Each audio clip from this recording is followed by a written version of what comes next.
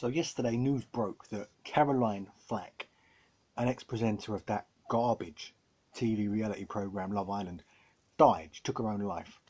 And immediately the Sun started deleting hundreds of articles that were slating this woman, criticising her personal life, her relationship where she was accused of abuse and things like that.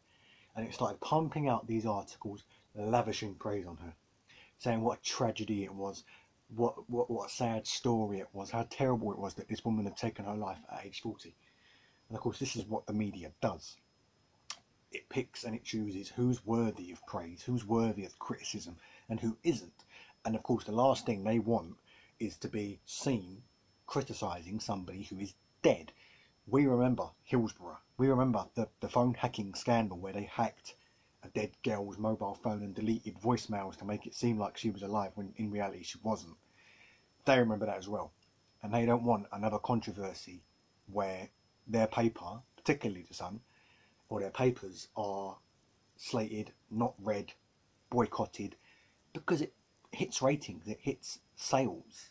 And the last thing they want is that. So what they'll do is they'll start going with the flow a little bit and putting out what they think will get them praise. And of course, lavishing praise on a dead woman, talking about how terrible it was, how tragic it was that she's taken her own life.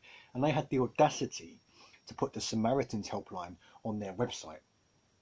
If you're having any difficulties like this, please call the Samaritans. When in fact it was probably their coverage of this woman's life that contributed to her suicide.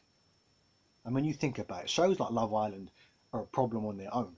But when you have the coverage of these shows from the Sun, from the Mail, from the Express, from all these other gutter rags, they cover every single movement, every comment, every bowel movement of people who are on these shows. These shows are bad enough in themselves in that they promote this dumbing down of society, that somehow to have any value in society you need to be to go on national television and make a fool of yourself and get paired up with some equally idiotic moron. But that's another whole video. We're talking about the media coverage today. The media latches on to this kind of reality TV program. Big Brother's the same deal.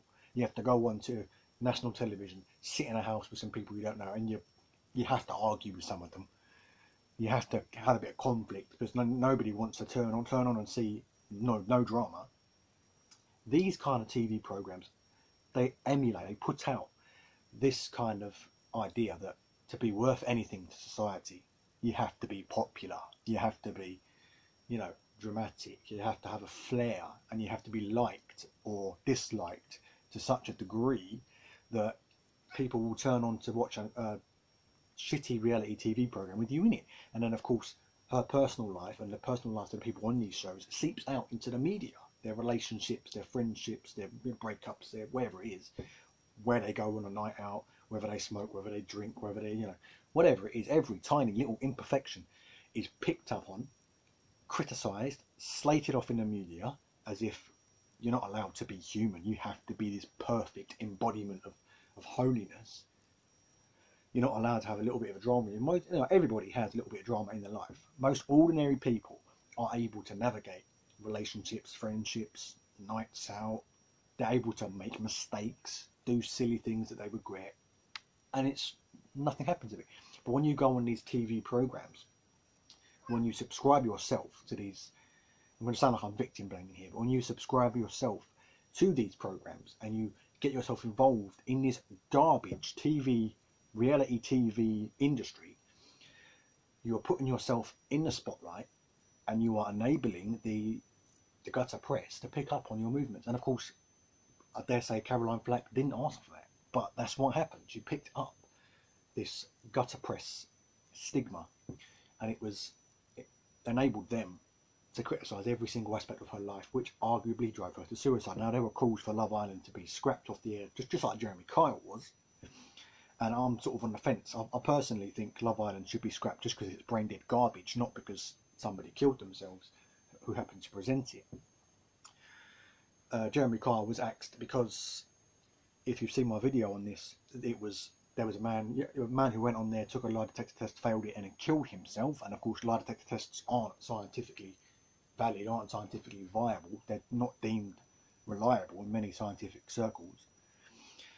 And of course, Jeremy Kyle was the one who would strip lumps off of people on his show, criticising their life, whether they smoked weed, whether they had a job, whether they did this, whether they did that. And it was arguably that contributed to this man's suicide. On Love Island, as far as I can make out, that doesn't happen to the same degree as on the Jeremy Kyle show. Sure, it happens as drama on Love Island, from what I can make out. I've never watched the show in my life, and I don't intend to. But it seems to be largely just a pairing off program where you put a bunch of morons, orange-tinted idiots, on an island or in a studio, and you pair them off and make couples and see whether those couples fail. So immediately you're playing games with people's relationships, games with people's emotions, but not to the degree that Jeremy Kyle would have done. Personally, I think the press needs to take the fall for this. They need to hold their head up and be held accountable for this. And there needs to be a major overhaul of the press, in that you can't put out these biased pieces, these opinion pieces, essentially, which are slating people, criticising people, slamming them left, right and centre, and you have to actually report the full facts. That's what the media should be, telling you the facts, not opinions. Opinion pieces should be allowed, but not to the degree that they are allowed in the way that they're able to shape public opinion. So thanks for watching. I'll see you next time.